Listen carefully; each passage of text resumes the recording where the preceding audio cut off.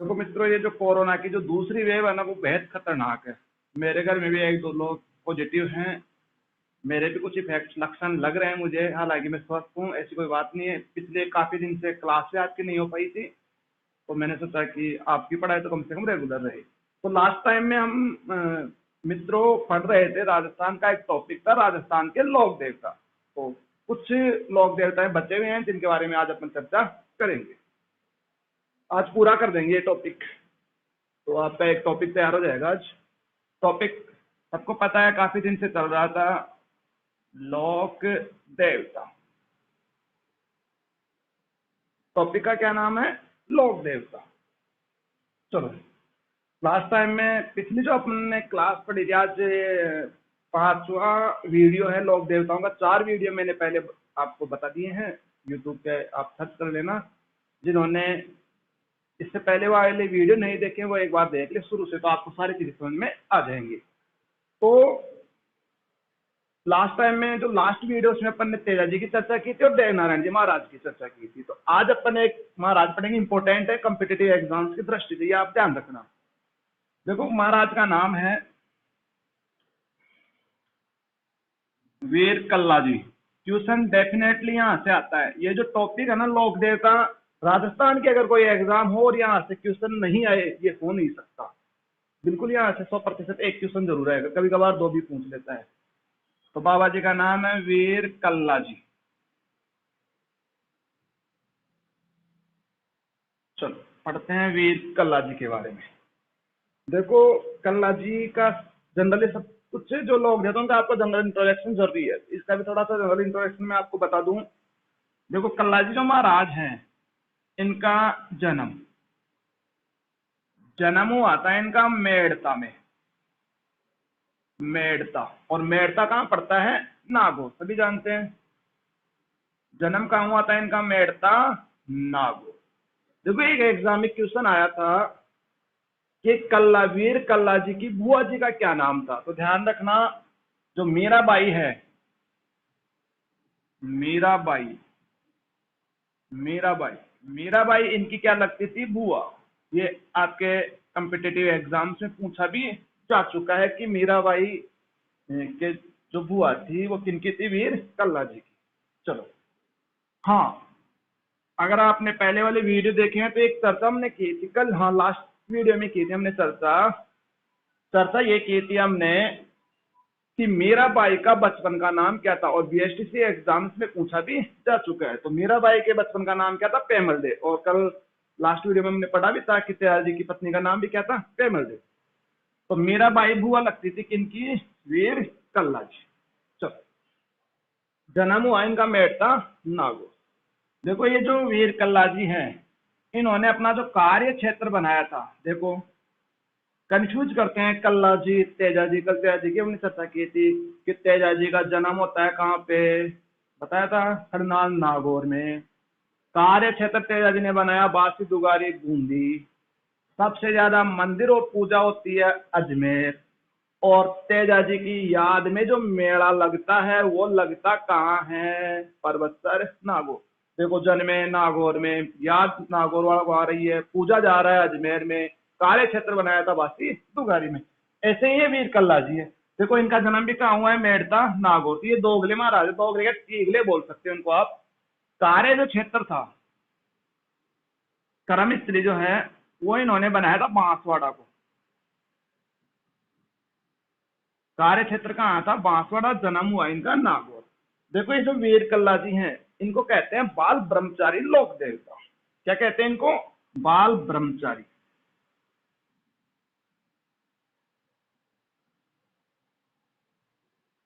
बाल ब्रह्मचारी लोक देवता इनको कहा जाता है। ब्रह्मचारी क्या होता है? सब जानते हैं आप लोग, सब बुद्धिजीवी हैं, जो कंवारे रहते हैं ब्रह्मचारी कहलाते हैं।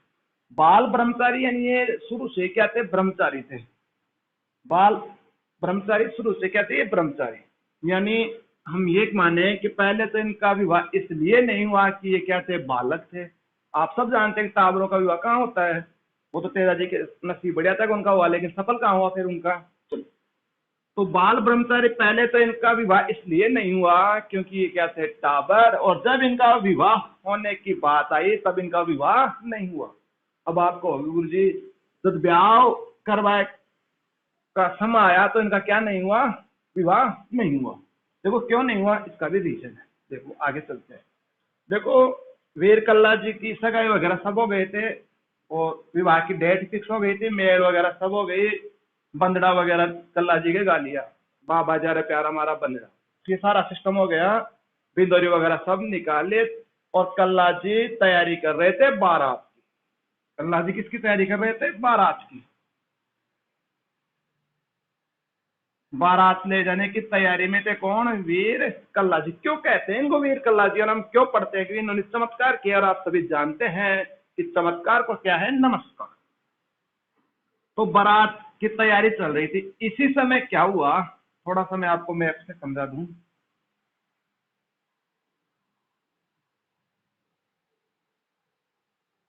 देखो ये एक रियासत है, यहाँ पे रियासत का नाम है मेवाड़।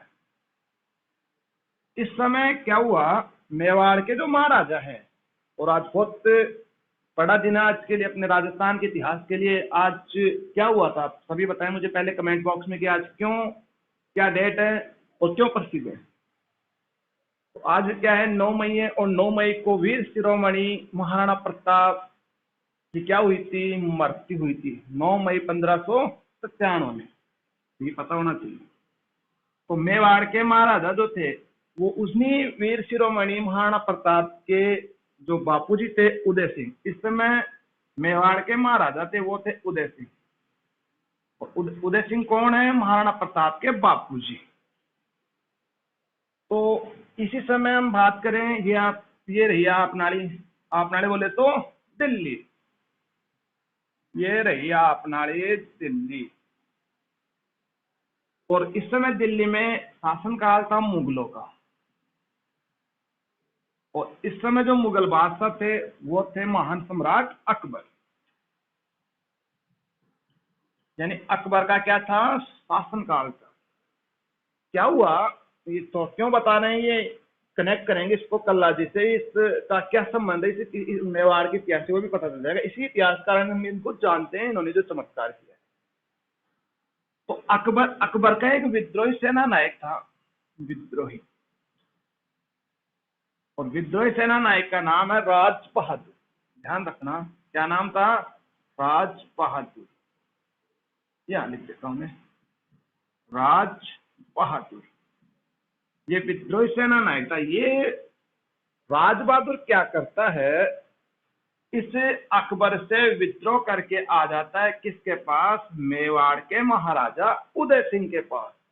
और उदय सिंह इस राज बहादुर को क्या दे देता है, शरण। क्या दे देता है, इसको शरण दे देता है साहब। और इसको ये शरण देना अकबर को पसंद नहीं आया।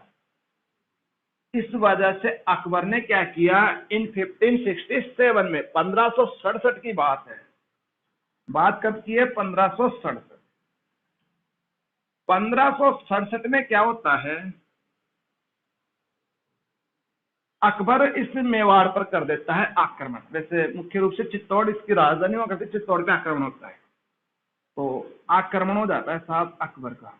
तो पता होना चाहिए कि अकबर ने मेवाड़ पर आक्रमण क्यों किया था 1567 में। तो मेन कारण था क्या, राज बहादुर का उदय सिंह के द्वारा शरण देना। चलो, इस उदय सिंह ने शरण तो दे दी, लेकिन अकबर ने जैसे ही आक्रमण किया उदय सिंह के पांव फूल गए, और उदय सिंह को पता था कि मैं अकबर का मुकाबला नहीं कर सकता। इस वजह से इस उदय सिंह ने क्या किया, इसके दो सेना नायक थे, एक का नाम है जयमल और एक का नाम है फत्ता। इन्होंने बुलाया दो सेना नायकों को, जयमल और फत्ता की। अरे और जयमल और फत्ता कि बोलो महाराज क्या बात है, कि बात है कि अकबर ने कर दिया आक्रमण और मेरी बस की बात कौन नहीं। तो ये उदय सिंह क्या करता है, खुद तो हो जाता है 9-2-11, 9 तो क्या हो गया 11, भाग जाता है उदय सिंह यहाँ से। और चित्तौड़ की जो किलेदारी नियुक्त कर देता है वो कर देता है जयमल और फत्ता को, कि आप ही बता सकते हो किसको, चित्तौड़ को।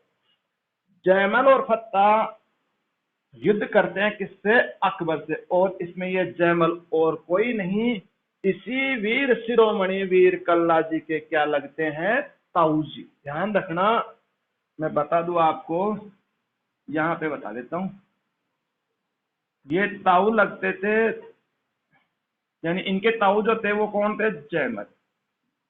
कल्ला जी के क्या थे, ताऊ। तो युद्ध हो गया, युद्ध में क्या हुआ, युद्ध में एक तरफ किसकी सेना, अकबर वर्सेस दूसरी तरफ कौन है, जयमल और फत्ता।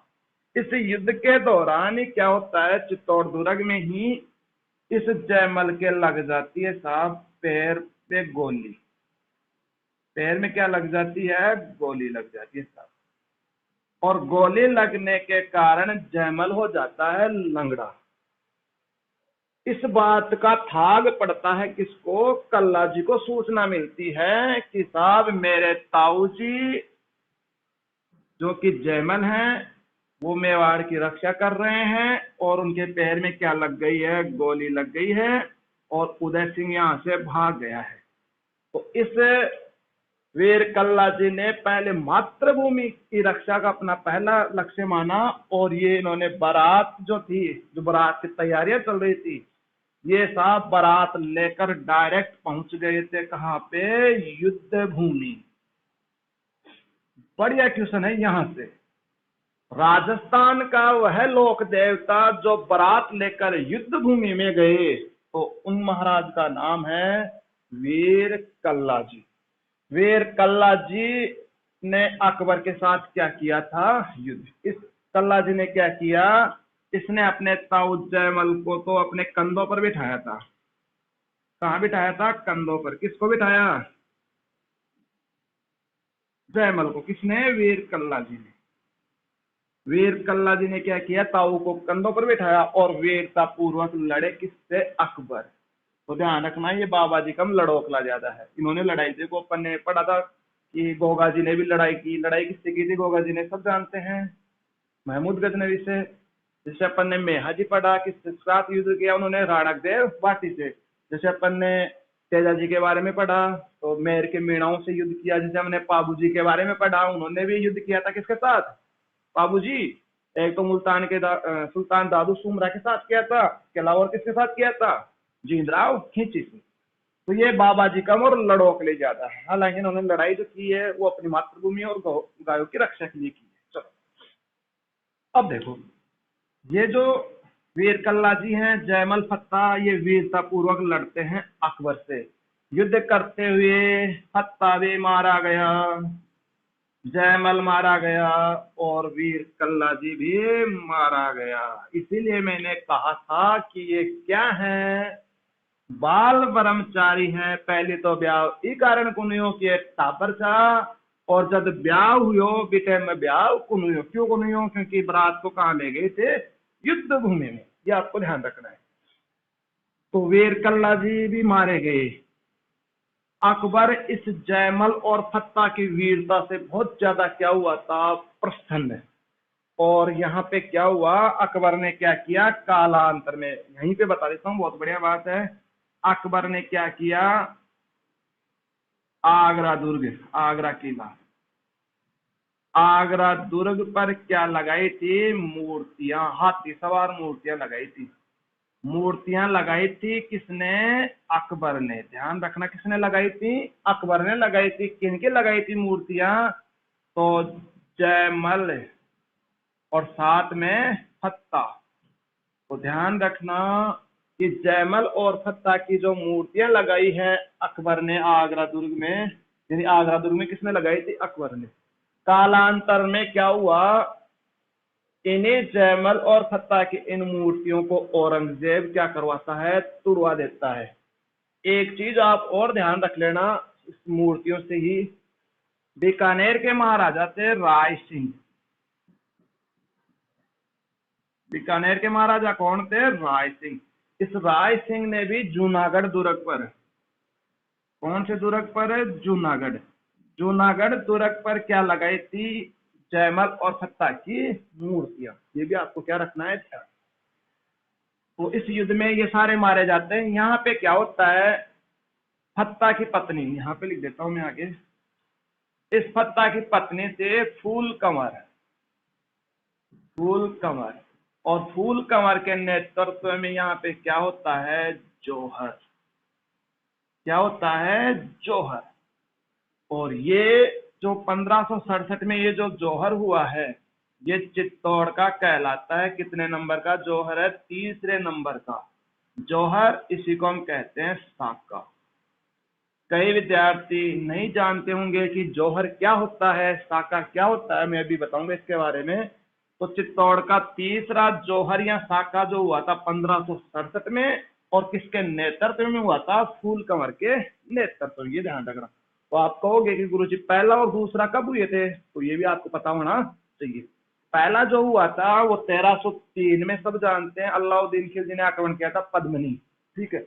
एक हुआ था 1534 में विक्रमादित्य के समय, और उस समय जो जौहर किया था 1534 में, वो कर्मावती ने किया था। कर्मावती के कर्म फूट गए थे और हुमायूं को राखी भेजी थी। हुमायूं ने सहायता नहीं की थी, और गुजरात के जो बहादुर शाह हैं वो मेवाड़ पर आक्रमण कर देते हैं 1534 में, और वहां पे कर्मावती क्या करती है, जौहर। तो पहला पद्मिनी, दूसरा कर्मावती, और तीसरा फूल कंवर। तो आराम से एक बात समझे, पढ़ क्या रहे हैं, वीर कल्ला जी। जन्म हुआ मेड़ता नागौर। ठीक है। मेरा भाई इनकी क्या लगती थी, भुआ जी। कार्य क्षेत्र रहा इनका बांसवाड़ा। ये क्या कहलाते हैं, बाल ब्रह्मचारी लोक देवता। कि पहली टाबर छो ई वजह से ब्याह को नहीं हो, जब ब्याह हुई जी टाइम में ब्याह को नहीं हो। ये मैंने बताया कि बात है 1567 की। अकबर का विद्रोही सेना नायक था राजबहादुर। राजबहादुर को शरण दे देता है कौन, उदय सिंह। बात पसंद को नहीं अकबर ने, इस वजह से 1567 में चित्तौड़ पर क्या हो जाता है, मुख्य रूप से जो आक्रमण होता है, लिख देता हूं चित्तौड़ पर, क्योंकि राजधानी जो हुआ करती थी मेवाड़ की, वो कौन थी, चित्तौड़। तो चित्तौड़ पर अकबर का आक्रमण होता है। उदय सिंह मुकाबला इसका नहीं कर पाता, इस वजह से उदय सिंह यहाँ से भाग जाता है और किलेदार नियुक्त कर देता है जयमल और फत्ता। जयमल जो थे ये वीर कल्ला जी के क्या लगते थे, ताऊ जी लगते थे। और इन्होंने युद्ध किया अकबर के साथ, वीरता पूर्वक लड़े, सारे मर गए, और फूल कंवर के नेतृत्व में जौहर हो गए। तो यहाँ तक आपको ये सारी चीज समझ में आ जानी चाहिए। चलो एक दो बातें और समझ लो यहीं पे।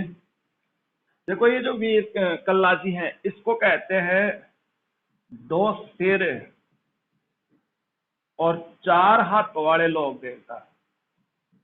दो सिर और चार हाथ वाले लोक देवता भी किसको कहा जाता है, वीर कल्ला जी। अब कई स्टूडेंट ये सोचते हैं कि दो सिर और चार हाथ, तो साहब कल्ला जी के एक माथा थोड़ी नहीं लगाती थी, चार हाथ लगता थी। जैसे रावण, रावण के 10 सिर थे तो 10 माथा लगता है, ऐसा नहीं था। दो सिर और चार हाथ वाले लोग देवते इसलिए कहते हैं इसको कि किस युद्ध के दौरान इन्होंने जयमल को अपने कंधों पर बिठाया था। तो दो हाथ तो जयमल के थे, दो किसके थे, वीर कल्ला जी के। इसलिए इतिहास में कैसे पूजे जाते हैं, चार हाथों वाले लोक देवता। ये भी आपको ध्यान रखना है। देखो मैंने कहा था ना ये तीगला है, तीगला कैसे है, देखो जन्म तो हुआ इनका मेड़ता नागौर में, कार्य क्षेत्र बनाया इन्होंने बांसवाड़ा, और मरने के लिए कहाँ गए, ये चित्तौड़। और चित्तौड़ में ही ध्यान रखना इनकी क्या बनी हुई है, छतरी। अगर आपसे पूछ ले कि कल्ला जी की छतरी कहाँ है, चित्तौड़ में है। और वैसे कल्ला जी की जो मुख्य पीठ है वो है रनेला। यहाँ लिख देता हूं मैं आपकी, मुख्य पीठ जो है वो है रनेला, और रनेला पड़ता है जालोर। मुख्य पीठ है कल्ला जी की रनेला में, और रनेला कहाँ पड़ता है, जालोर में। ठीक है। इसके अलावा एक बात और ध्यान रखना, ये वीर कल्ला जी है ना, ये भी क्या है, डायरेक्ट डॉक्टर है, आयुर्वेद के क्या है, डॉक्टर। इन्होंने, यानी ये जो वीर कल्ला जी हैं ये जड़ी बूटियों के ज्ञाता कहलाते हैं, जड़ी बूटियों के ज्ञाता। यानी बाबा जी का मर डॉक्टर क्या है, ज्यादा, यानी जड़ी बूटियों के बारे में ये जानते थे, जड़ी बूटियों का ज्ञाता। आयुर्वेद का डॉक्टर हमने पहले पढ़ा था, एक कौन थे, लास्ट वीडियो में बताया था मैंने, देव नारायण जी। यानी नीम और गोबर का उन्होंने भी औषधीय महत्व बताया था। आयुर्वेद के डॉक्टर वीर कल्ला जी। ये सारी चीजें मैंने वीर कल्ला जी के बारे में बता दी। अगर आप चाहें तो इसका एक ऐसे कैसे स्क्रीनशॉट ले लो। और एक चीज मैं आपको ये बता रहा हूँ कि अगर आपको मेरी ये जो चीज पढ़ा रहा हूँ उसको आपको पीडीएफ में नोट्स चाहिए तो आप कमेंट बॉक्स में अपने व्हाट्सएप नंबर या फिर मैं अपने व्हाट्सएप नंबर आपको दे दूंगा, तो वहाँ पे आप मुझे लिख देना कि सर मुझे इस सब्जेक्ट के नोट्स चाहिए पीडीएफ में, तो मैं वो आपको उपलब्ध करवा दूंगा। तो वो मैं आपको व्हाट्सएप नंबर बता दूंगा, डिस्क्रिप्शन बॉक्स में मिल जाएगा आपको, या थंबनेल से आप देख लेना। तो ये आपका हो गया वीर कल्ला जी। कुछ छोटे छोटे बाबा जी हैं, 2 4 5 वो और करेंगे, बाकी आपका ये टॉपिक आज पूरा हो जाएगा। देखो 2 बाबा जी एक साथ पढ़ेंगे।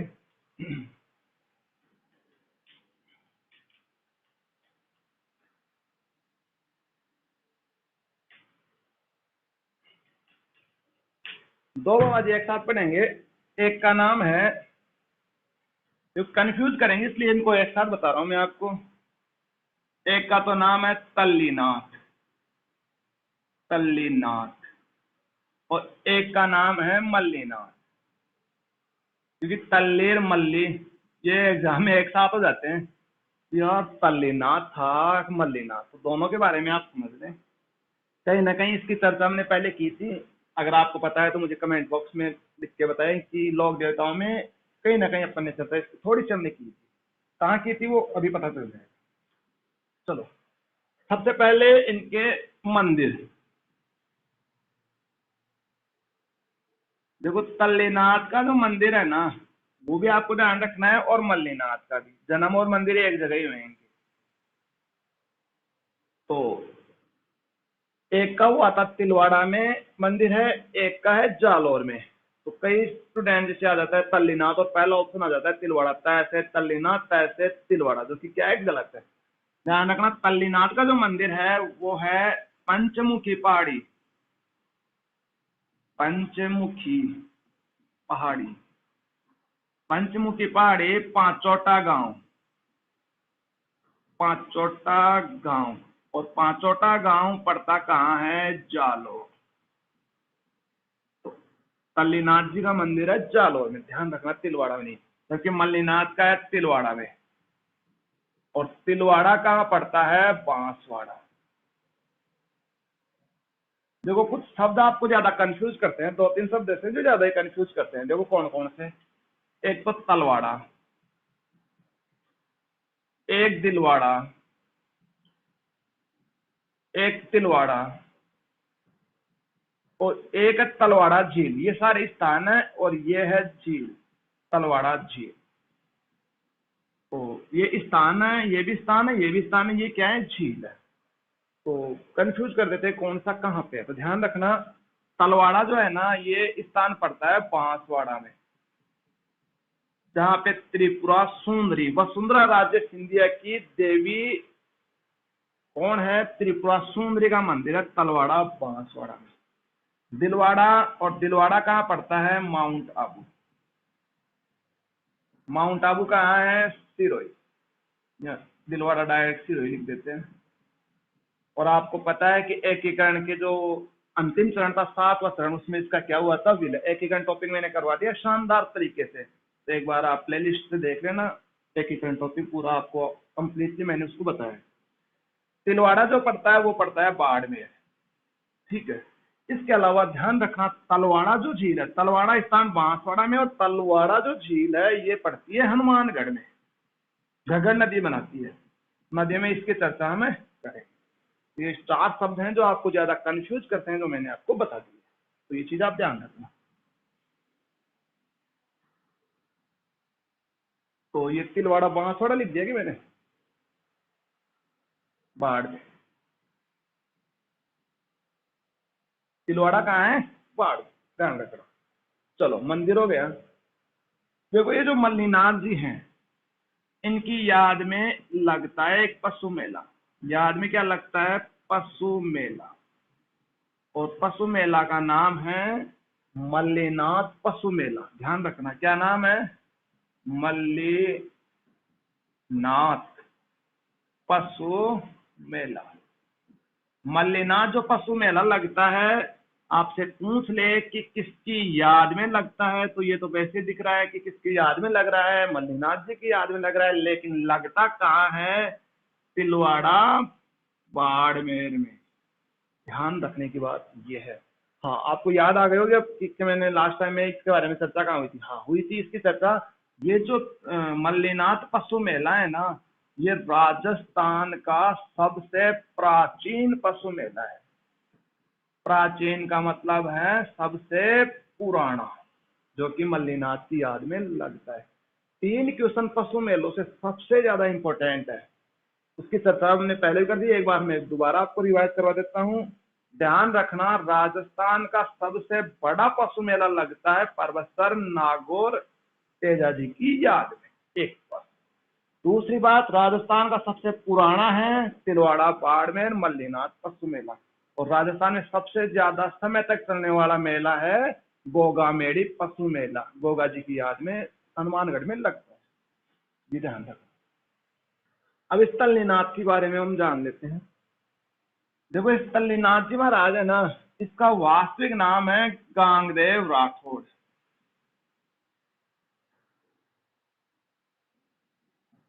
गांगदेव राठौड़। देखो, इस मल्लीनाथ जी महाराज ने, ये भी लड़ोकला है, एक बात ध्यान रखना, ये भी क्या है? लड़ोकला। इसने मालवा के निजामुद्दीन के साथ युद्ध किया था। किसके साथ युद्ध किया था? निजामुद्दीन। तो ये भी लड़ने वाले हैं। कौन किससे लड़ा था वो आप ध्यान रखना, ये लड़ाइयां आपके कॉम्पिटिटिव एग्जाम्स में पूछते हैं। तो मालवा के निजामुद्दीन के साथ इन्होंने क्या किया था? युद्ध। तो क्वेश्चन आ जाए कि मालवा के निजामुद्दीन से लड़ने वाले कौन है? ऑप्शन में तल्लीनाथ और मल्लीनाथ। फिर आपको होगी कि यार तल्लीनाथ चेक मल्लीनाथ चेक, हो जाता है एग्जाम में कंफ्यूज।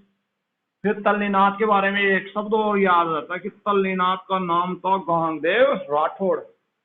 राठौड़ आता है कि साहब कोई लड़े हो लो, लेकिन ध्यान रखना ये नहीं लड़ा था, नाम का राठौड़ है, पिता अपना घोड़ा है। लड़ने वाले कौन है? मल्लीनाथ जी। ठीक है, तो गांगदेव राठौड़ है तल्लीनाथ जी का वास्तविक नाम। इस तल्लीनाथ जी महाराज ने क्या किया? मेन काम किया, इन्होंने वृक्षों की कटाई पर रोक लगाई थी। सबसे इंपॉर्टेंट, वृक्षों की कटाई पर क्या लगाई? रोक। यानी वृक्षों की कटाई पर रोक लगाने वाले जो महाराज हैं वो कौन से हैं? तल्लीनाथ जी महाराज। और इन्होंने जो रोक लगाई थी वृक्षों की कटाई पर, वो लगाई थी मंदिर के आसपास के वनों पर।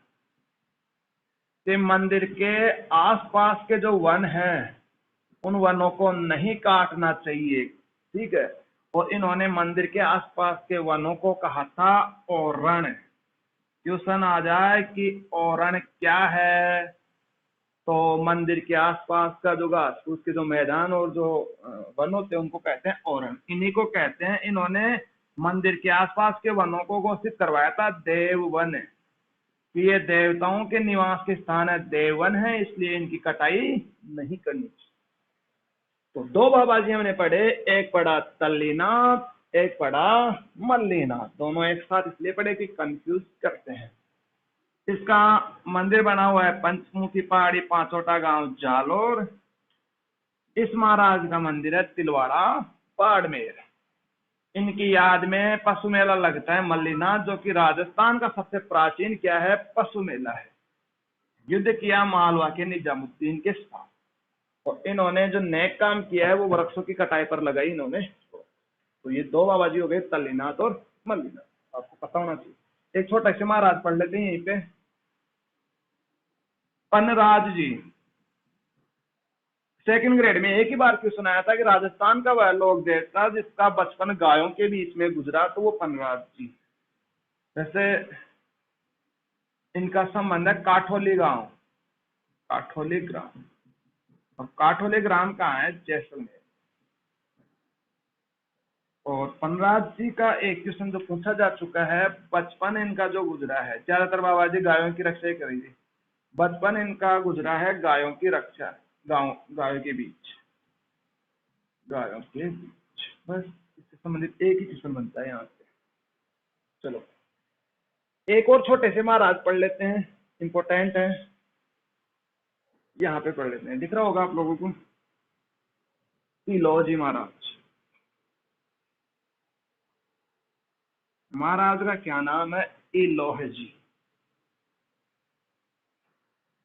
देखो इलोजी महाराज के दो तीन क्वेश्चन बनते हैं बढ़िया बढ़िया। एक क्वेश्चन ये कहाँ से संबंधित है? मारवाड़। कहाँ से संबंधित है? मारवाड़। ये इतिहास में बहुत नेक काम के लिए जाने गए हैं, छेड़छाड़ के लोक देवता, इस नाम से जाने गए।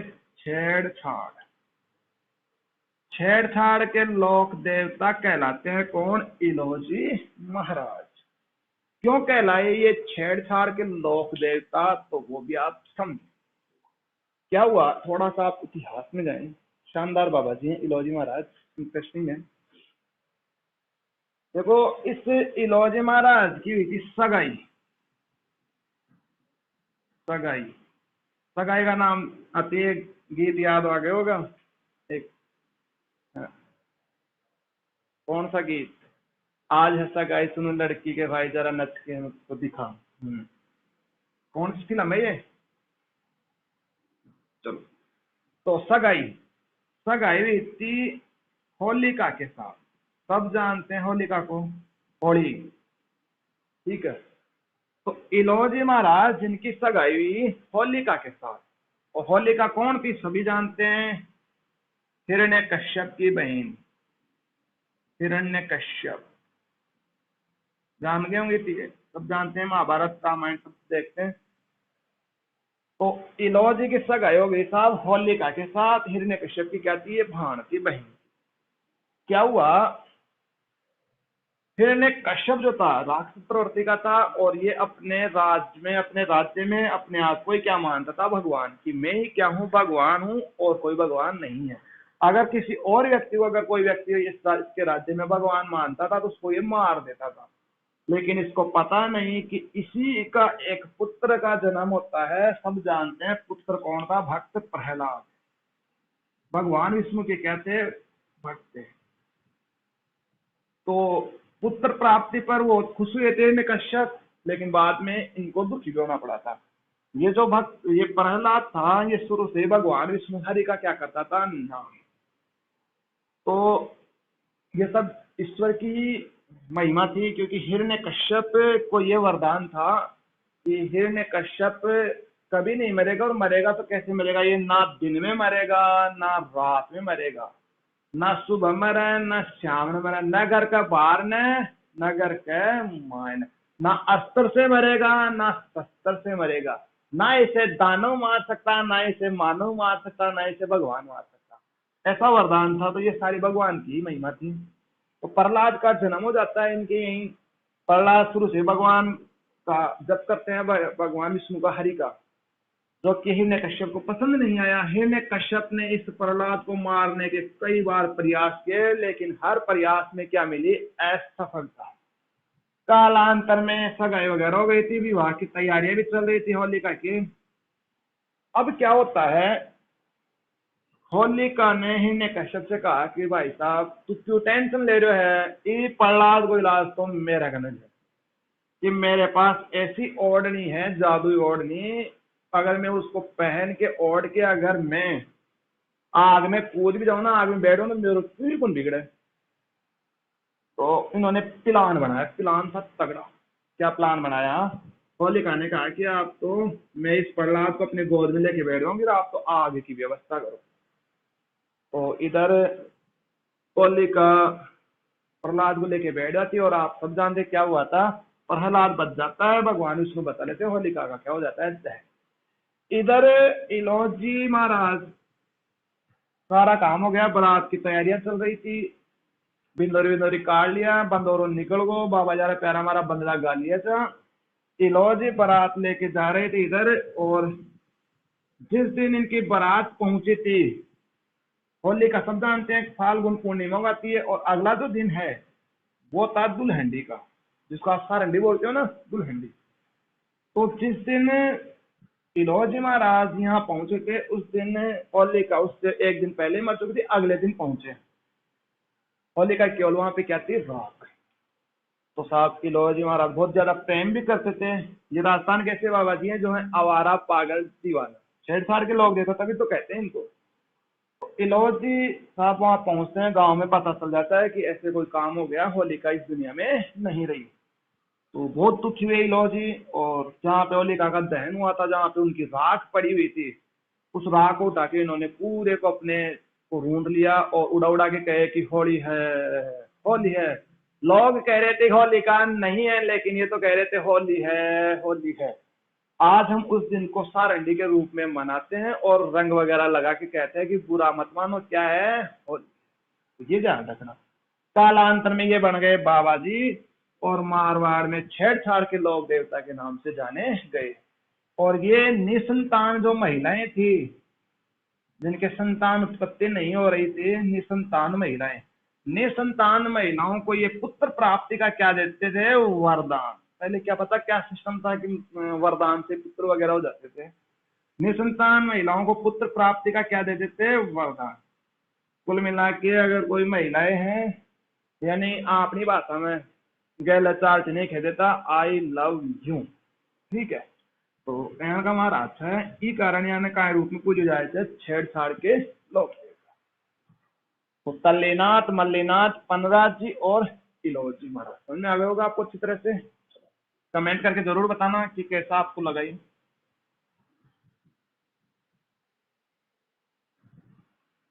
चलो एक दो महाराज और बच गए आपके, वो भी करवा देते हैं।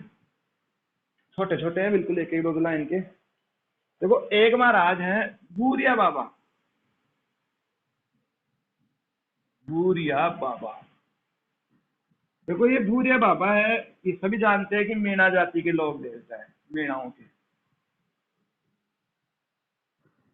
मीणाओं के क्या है, लोक देवता। अगर पूछ ले कि मीणाओं के लोक देवता कौन है, भूरिया बाबा। ध्यान रखना, ये जो मीणा जाति के लोग हैं, ये कदे कौन खाए, भूरिया बाबा की झूठी कसम। भूरिया बाबा की क्या नहीं खाते, झूठी कसम। अगर मीणा का ना सही बुलाना है तो खाबा खा भूरिया बाबा सौगन, झूठी सौगन कौन खाए, लेकिन आजकल का खाली तो कोई भरोसा कौन है। चलो ये भूरिया बाबा सूर्य के प्रतीक माने गए हैं। वैसे सूर्य के क्या है, प्रतीक।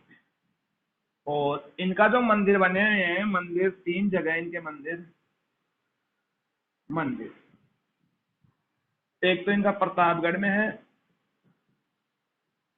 एक इनका है पाली में। प्रतापगढ़ पाली एक स्थिरोई।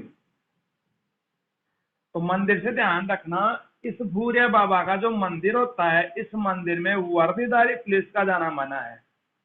वर्दीधारी पुलिस का जाना क्या है, मना। क्योंकि मीणा जाति के लोग क्या करते हैं, चोरी करते हैं। और पिता अपना ए बाबा का मंदिर में जा रहा, बड़े पुलिस तो जात का मतलब कौन है, तो वर्दीधारी पुलिस का यहाँ पे जाना क्या है, मना, निषेध है। ध्यान रखना इसके मंदिर में, भूरिया बाबा के मंदिर। चलो ये आपके हो गए भूरिया बाबा मीणाओं के महाराज। चलो एक महाराज हैं बाबा जूझार जी, बाबा जूझार। देखो इनका जो मंदिर है, मंदिर वो है इमलोहा। इनका जो जन्म हुआ था वो हुआ था शालोदड़ा, और दोनों ही स्थान कहाँ है, सिक्कर में। बाबा जूझार जी के मंदिर और जन्म। देखो यहाँ पे इमलोहा सिक्कर में क्या है, दुल्ला दुल्हन, दुल्ला और दुल्हन, और तीन भाइयों की क्या बनी हुई है, मूर्तियां लगी हुई हैं, जो कि इससे संबंधित है। जूझार कोई बारात लेके जा रहे थे, तो वहां पे इन पर आक्रमण हो गया था, ये मारे गए थे। तीन भाइयों की क्या लगी हुई है, मूर्तियां। तो इनका संबंध जो है वो कहाँ से है, बाबा जूझार। ज्यादा इससे क्वेश्चन नहीं पूछते। एक महाराज है रूपनाथ जी, रूपनाथ। रूपनाथ ने दिखाया था रूप, अगर आपने पढ़ा है पहले, एक बाबा जी पढ़ा था हमने, नाम है पाबू जी महाराज। तो ये पाबू जी के क्या लगते थे, भतीजा। तो रूपनाथ जी ने ही अपना रूप दिखाया था, और पाबू जी और इनके जो पिता थे, रूपनाथ जी के जो पिता थे जिनका नाम था बूडो जी, बूडो जी, और इनके जो चाचा थे वो कौन थे, पाबू जी महाराज। और आप सभी जानते हैं, मैंने बताया था आपको कि पाबू जी और बूडो जी की मृत्यु का कारण बने थे इनके ही बहन हुई थे जींदराव खींची। जींदराव खींची से युद्ध करते हुए मारे गए थे पाबू जी और बूडो जी। तो बहन हुई थे, और रूपनाथ जी के क्या लगते थे, फूफा। रूपनाथ जी ने आगे जाकर साबित किया कि फूफा फड़ंगार झूठा अड़ंगा। इससे रूपनाथ जी ने अपना रूप दिखाया, और इसने अपने पिता और चाचा की मौत का बदला लिया, किसको मारकर, जींदराव खींची को मारकर। किसको मारा था इन्होंने, जींदराव खींची को। और ये जो रूपनाथ जी हैं, ये बाद में चले गए थे हिमाचल प्रदेश। हिमाचल प्रदेश गए, और हिमाचल प्रदेश में बालकनाथ के नाम से जाने गए। ये कम्पिटिटिव एग्जाम से पूछा जा चुका है कि राजस्थान का वह लोग गया था जिसको हिमाचल प्रदेश में बालकनाथ कहते हैं, तो उसका नाम है रूपनाथ। तो एक इसका जो मंदिर बना हुआ है रूपनाथ जी का, एक मंदिर तो है कहाँ पे, हिमाचल प्रदेश, और एक इनका मंदिर है जहाँ पे पाबू जी का भी है, कोलूमंड में। कोलूमंड कहाँ पड़ता है, फुलौदी तहसील जोधपुर में। तो ये भी आपको ध्यान रखना है। रूपनाथ जी तो इन्होंने जींदराव खिच्ची को मारकर अपने पिता और चाचा की मौत का बदला लिया था। चलो, एक महाराज है,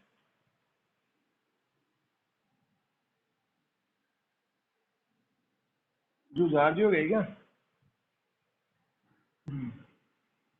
एक महाराज हैं ढूंग जी और जवाहर जी, ये दो हैं, एक साथ पढ़ लो इनको, ढूंग जी व जवाहर जी। देखो ये आपस में है चाचा और भतीजा, आपस में क्या लगते थे, चाचा और साथ में भतीजा। देखो इनका जो संबंध है वो है शेखावाटी से। इनका वैसे जन्म स्थान है सिक्कर। कहाँ के हैं ये, सिक्कर के। सिक्कर से संबंधित है ढूंग जी और जवाहर जी। और इनको कहते हैं शेखावाटी के रॉबिन हुड। शेखावाटी के क्या बोलते हैं इनको, रॉबिन हुड। दबंग फिल्म में देखा है ना, Robin Hood Kullu Pandey. Robin Hood बोलते हैं अच्छे वाले गुंडों को, गुंडे होते हैं वो भी कैसे होते हैं, अच्छे वाले। तो शेखावाटी के ये रॉबिन हुड है। क्यों कहते हैं, क्योंकि इनका मुख्य काम था अमीरों को तो लूटना, अमीरों को लूटना, अमीरों को ये लूटते थे और गरीबों में बांट देते थे, गरीबों को बांटना। तो क्वेश्चन भी ये बढ़िया बनता है कि राजस्थान के वे कौन से बाबा जी हैं जो अमीरों को लूटते थे और गरीबों में बांटते थे, तो वो है ढूंग जी और जवाहर जी। इन्होंने राजस्थान के दो छावनी बोर्डों को भी नहीं छोड़ा था। इन्होंने नसीराबाद छावनी जो है 1857 क्रांति की, और आउआ, आवा ठिकाना है, उनको भी इन्होंने लूटा था। तो बढ़िया क्वेश्चन ये भी बनता है कि राजस्थान के वे कौन से महाराज हैं जिन्होंने नसीराबाद छावनी व आवा को लूटा, तो वो कौन से हैं आपके, ढूंढजी और जवाहर जी। ये आपका आज टॉपिक पूरा हो गया है राजस्थान के लोक सेव का। नेक्स्ट टॉपिक हम और पढ़ेंगे राजस्थान से संबंधित ही। तो दो टॉपिक मैंने करवा दिए, एक आपको करवा दिया राजस्थान का एकीकरण, एक करवा दिया मैंने लोक देव। देखो प्यारे मित्रों, मेरा जो पढ़ाने का तरीका है वो शायद सबसे अलग होगा, वो आपको लग भी रहा होगा। तो मैं एक टॉपिक आपको पढ़ाऊंगा ट्रिक वाला, जैसे अपन ने एकीकरण पढ़ा उसमें ट्रिक्स ज्यादा थी, एक जैसे कहानी वाला, समझाने वाला। देखो यहाँ पे आपको इस चैनल के माध्यम से मैं आपको बता दूं कि यहाँ पे आपको हर तरीके से समझाया जाएगा।